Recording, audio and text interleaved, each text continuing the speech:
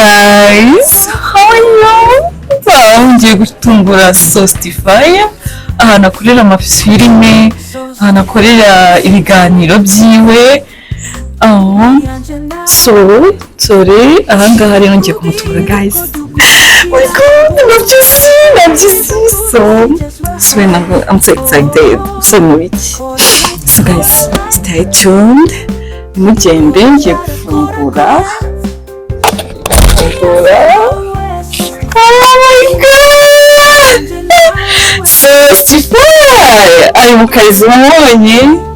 Ego ko. Hi boys. Hi. Turi mikoro tubikore prank na Darus. Hey! Microsoft. Hi! Muza mutaragutegereje. Kai! Hi, over guys. Ubu ndumva tubatunguye tubabwiye na kamera. Surprise nyine. Gusa nyine nko ubibona usanga uri turimo dusa nk'ababisoza nk'abagenda uritinda gato ntabwo ari kutubona. Ndatiranyije genda cyane sinabanje kuguhamagara se muraza ngo urihinge. Nabonaga watinze naho kwa muri minota 30 nabona bamasanga. Isamamagara na Gomez na Kai ndabaza muri mu kazi. Ndatangaye gufata imodoka yihuse ndakora rero. So ubeze mutemere kudutegurira Kai gati. Cyane fresh eka uri kuri Sostify TV uri? Okay, mwese naje kubafatira hamwe na Kai naje. Mwese numvaga muri ahantu hamwe ndavuga ko abantu batungure ko nabantu. Ariko kuri Sostify niho twari turi. Okay, reka nsubize abantu dukurikiye kuri Sostify TV. Ngira ngo umuko mubona nyine angaha naho tuba turimo kugenda dukorera dutandukanye.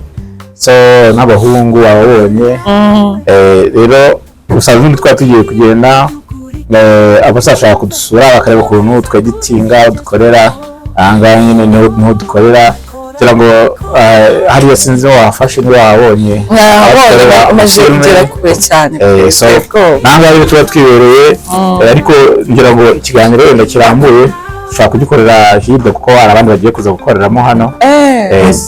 Ntekereza rero ko byabyiza ikiganiro kinini tugikorera yarahiriye. Ariko wabantu tukavugisha n'abahungu bagira abona yuko bari. Uyu muntu rero kamabwira n'umubyinnyi ateye ubwoba. Oh my god! Ndumva nkunda ibintu ukora nk'uburyo simbazangishe kubyina. Uriko dutinga imiziki yawe. So guys muze gukora subscribe ku channel ye araza kubabwira channel ko yitwa ko ntabwo nabibabwira njyewe nandi kubakopeza. Umwitege mu kanya mu biganiro umva duhesho atubyinire bese nkuko mubona uyu mubyinnyi ngenda mwemera. Namwe mukanya muraza kumwemera. Twagiye ku muntu ukomeye cyane, umuntu uteye ubwoba, umuntu ufite ubuzima bukomeye, ufite ibintu abwira abanyarwanda, umuntu my god, man of god. umuntu uvuze Sostify kabisa ndamwemera. Amaze bisi naho muri kumwe kabisa akantu nabwo natwe tuba turi mu kazi sa dukora full time kugira ngo abantu bacu babone ibyo bashaka kandi bakunda. I'm so excited guys. Exactly. Muguma hano hamwe gusaba abantu dufite abakinnyi, dufite abantu tuganiriza, dufite Tufarona atawa mimi boss mwiza. Ego so ibiganiro bigiye gukurikiraho kandi tugiye kubategurira nimvuga team yumve so bye muze gusura studio yacu Hello muraho mumeze neza, nizere ko mumeze neza mwese mushima Imana. Uyu munsi tubakiriye kuri channel yitwa Sostify TV. Tukaba twakiriye nyir'ubwite mwenyewe muramubona. So turakwakiriye watangira twibwira utubwira bite byawe amakuru yawe. Okay, ndabashimiye cyane as usual je suis Sostify. Ndabasuje kabisa aho mwese ndabasuje. So watangira tubwira ubuzima bumeze gute hanze hano urabibona gute? Ese akazi biragenda, ese urabona ibintu izuba mbese bimeze gute? Okay, ndabashimiye kubw'uyu mwanya mu maye and ubuzima buragenda ni fresh. Kigali ibintu ni neza nta ribi, izuba ryo ni ryinshi nkuko bisanzwe, ariko ubuzima buragenda nta kibazo. Kugira ngo ni ibyo ngibyo turashima Imana muri makeya, akazi ni sawa. Basa neza nk'udafite ikibazo kabisa. Ibibazo byo ntibyabura, ahubwo wenda bya bindi biringaniye nyine buri wese yagira, ariko iyo ubuzima uhumeka utarwaye ushima Imana, alhamdulillah. Ese urabona byongeye kubaza ikibazo kimwe cyerekeranye n'urubyiruko, ese urabona urubyiruko rwo hanze hano twakora iki kugira ngo tubashe kugera nk'aho ugeze, twashirika ubwoba gute kugira ngo mbese tubashe kwitinyuka kugira tugire ikintu dukora? Wagira iki inama urubyiruko? Urubyiruko muri iki gihe ruhagaze fresh, ariko nanone abo tutatinya kugaya, harimo abanebwe, abo twakwita nk'abanebwe cyangwa se abapinga ibikorwa abandi bakora. Urabona yuko urubyiruko harimo neza, ntabwo ari bose, ariko hari na babandi bake bagikeneye gukeburwa, kuko usanga akenshi hari ubushomeri mu rubyiruko, ariko nanone ibintu byo gukora birahari. Mu gihe umuntu adafite mind yo kumva yuko azajya gushaka akazi ahandi, ushobora nawe kwikreatingira akazi kawe, kandi ibintu byose Imana yaguhaye umugisha bicamo kabisa nta kibazo. Hanyuma se wowe aho unyura mu buzima busanzwe ubanye ute n'abandi? Ubona gute urubyiruko, inshuti zawe ubona zigerageza kwitwara neza, zishobora kugira icyo zikora zikaba zagira aho zigera? Mfite abashuti banjye benshi baragerageza, hari abamaze kugira icyo bageraho kandi benshi cyane.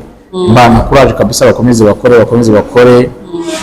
Muri make urabona yuko nk'uko warumbajije ku nshuti zanjye, abenshi bahagaze neza kabisa, bahagaze neza, kandi ndabishimira Imana, kuko burya iyo ufite inshuti ukabona zigenda zidevelopa, zitera imbere. Muri iki gihe ikinyejana tugezemo, ntabwo ari cyo kugira inshuti mbi, ntabwo ari cyo kugira inshuti itari y'umumaro, kuko inshuti twazigira ari nyinshi, ariko se iyo nshuti ufite ni igiki ikumariye, cyangwa se wowe ni igiki uyimariye, ni igiki ushobora kuyigiraho? Kugira ngo ubashe gusavaringa muri buno buzima, ni uko uba ufite inshuti kandi zaziri nziza.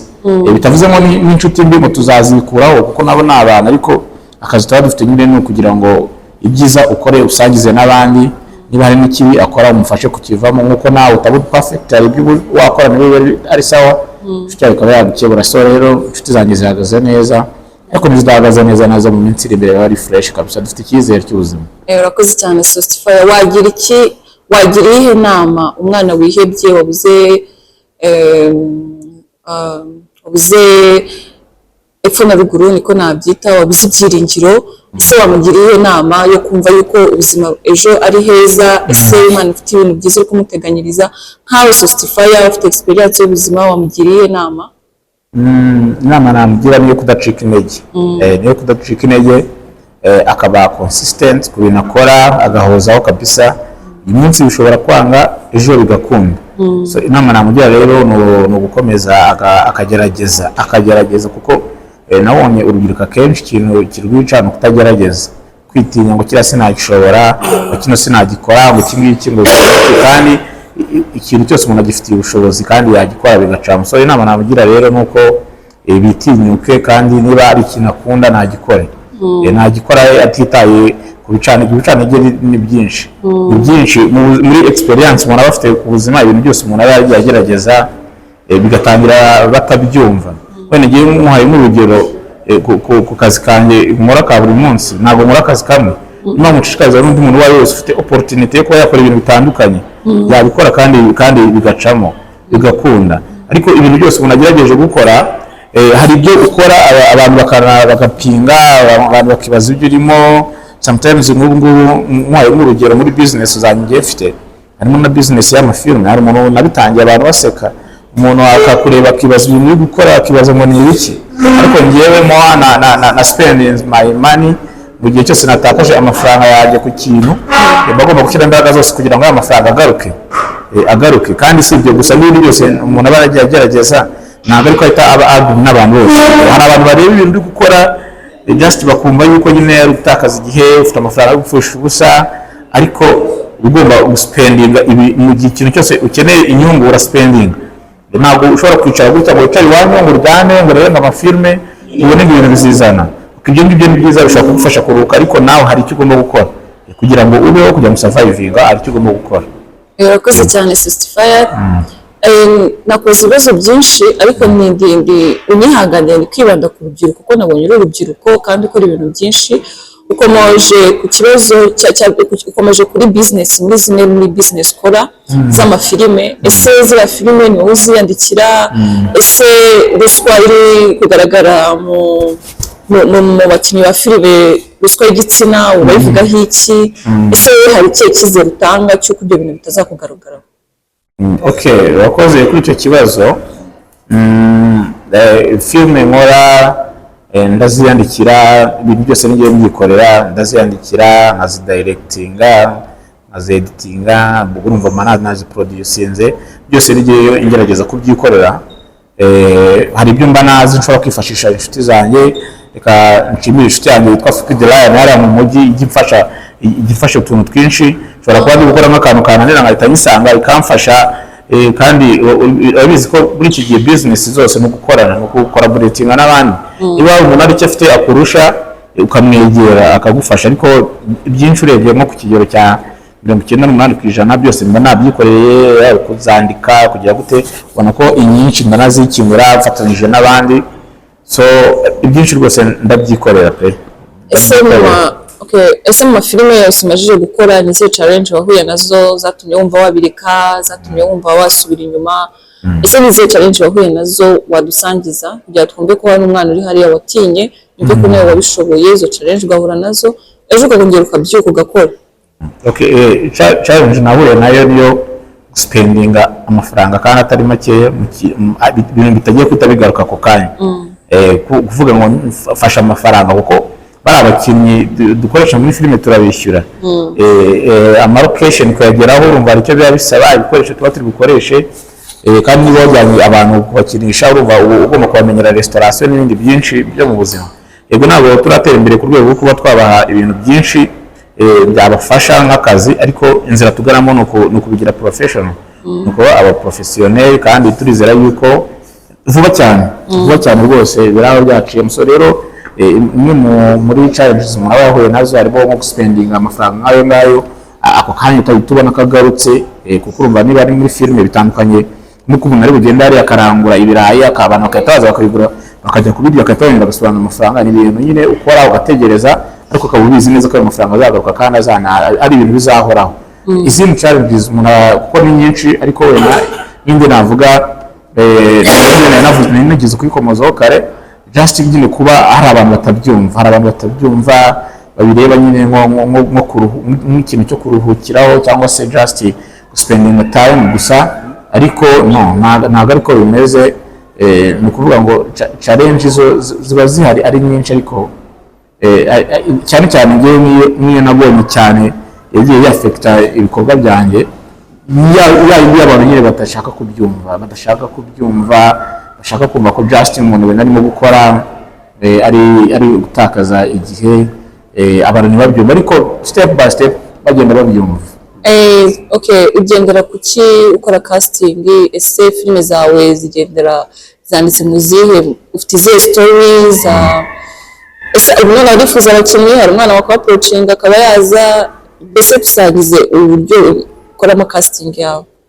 Uburyo nkoramo casting urumva ni ibintu natangiye like last year, ntabwo ari ibintu ndamara igihe kinini. Casting yanjye rero ntabwo iraba najya kuvuga ngo yabaye develope cyane ku buryo integura umunsi wa casting runaka.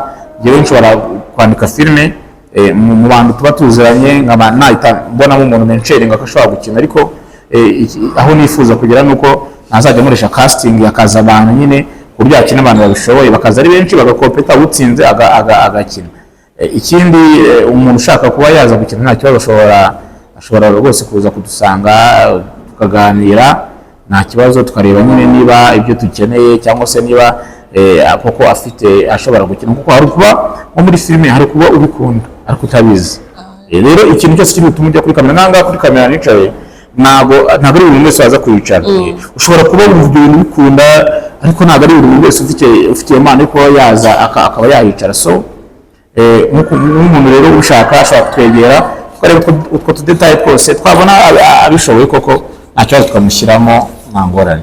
Okay, abasanga hehe ese mwamwakira abaprochinze mwabasha kumwakira kuko urubyiruko rugira imbogamizi z'ababoss batagera bumva batabakira babaprochinga bakabigizayo ese wewe bagusanga he ufite website yawe ufite social media bakwandikiraho ese urasubiza ku kanya ku buryo umwana wumva ko afite iyo mpano yaza akakuprochinga?